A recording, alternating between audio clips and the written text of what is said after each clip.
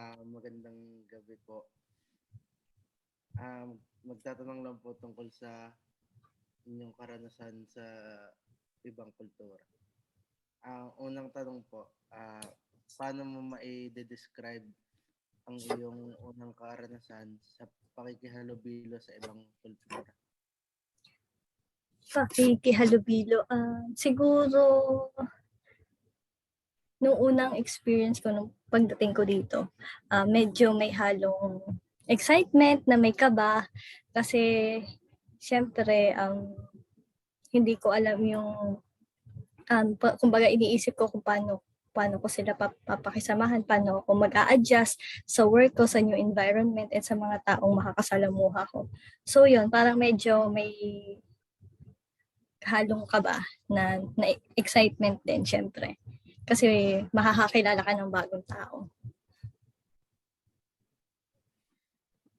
Pangalawa po, paano ka madaling naka-adapt sa kultura na iyong nakahalubilo o kinakaharap ngayon? Paano ako naging, sorry? Paano ka paano ka madaling naka-adapt? Siguro lang din, since sa atin naman, as Pilipino, di ba, parang madali naman tayo makisama sa iba. So, ganun na lang din yung ginawa ko. So, parang kung ano yung, paano ako makitungo sa kapwa ko, sa ibang tao, sa Pinas, ganun din ako nakitungo sa kanila. Pangatlo po, sa inyong opinion, paano naiiba ang nakasanayan mong kultura sa kultura ng ibang lugar? Paano ko nakasanayan? Paano naiiba ang naiiba. kultura? Ayun, syempre, since magkakaiba naman talaga ng kultura yung bawat isa, 'di ba? Siguro paano siya naiiba? Yun nga, siguro pagdating sa pakikisama or yung sa kinalakihan din ng isang kultura. For example, siguro pagdating ko dito kasi since nasa isang Muslim country ako, so mostly dito is Muslim talaga yung mga tao. So parang kumbaga yung ano nila, yung marespeto kasi sila when it comes sa mga babae, and then sila talaga kapag lalabas sila, so balot na balot sila even sa mga babae.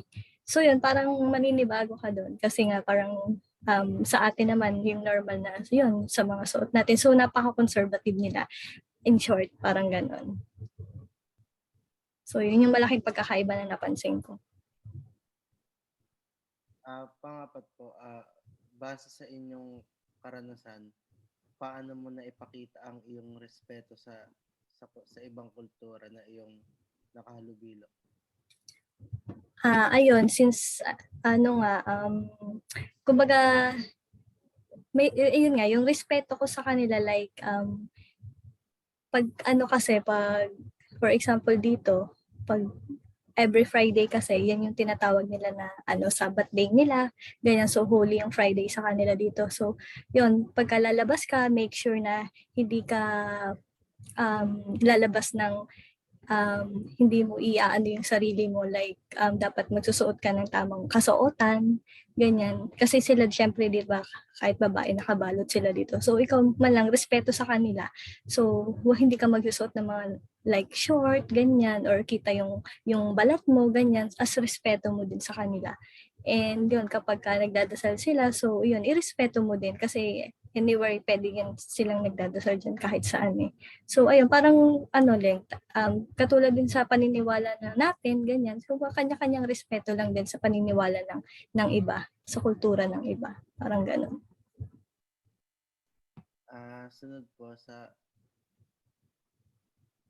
paanong paraan ka nagkaroon ng tsansa upang makahalubilo ng ibang kultura? Yun nga, since nung nag-work ako dito, parang dun na open yung nagkaroon ako ng pagkakataon na makilala yung ibang kultura, hindi lang mga lokal dito, pati din sa iba't ibang bansa.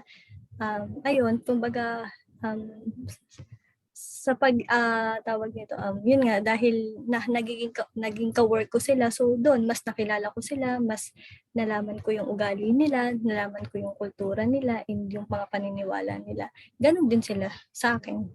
Parang ganun. Nung time na nagkaka-work kami. So, yun. Sunod po ay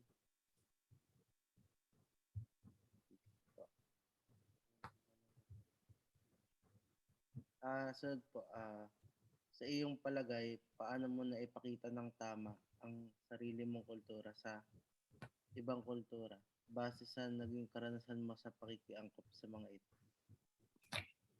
Paano ko naipakita ng tama?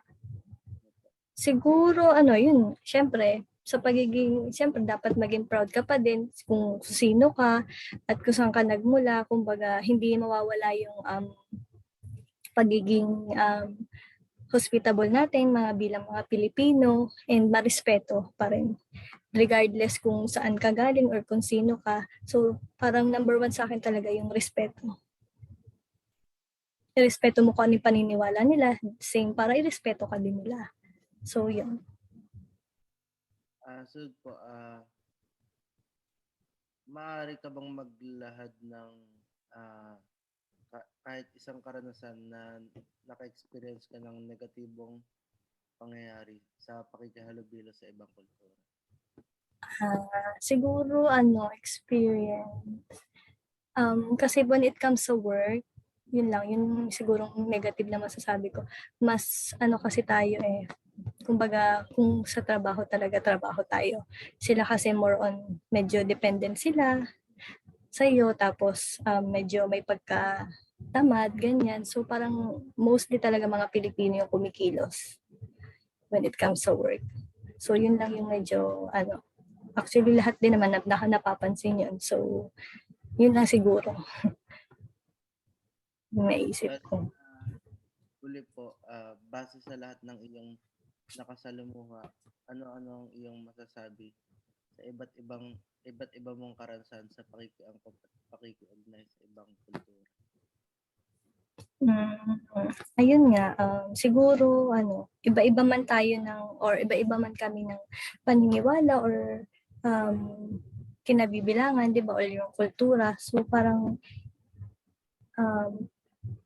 kumbaga para sa akin, dapat yun nga, matuto tayong makibagay, rumespeto, at yun nga, dapat may pagmamahal pa rin sa isa't isa.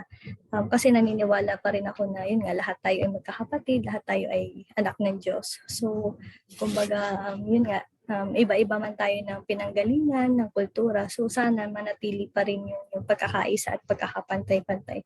Lahat regardless kung sino man or kung saan ka man nagmula. Yeah. So, yun lang po. Maraming salamat po sa pakikipanayan po sa akin tungkol sa kultura.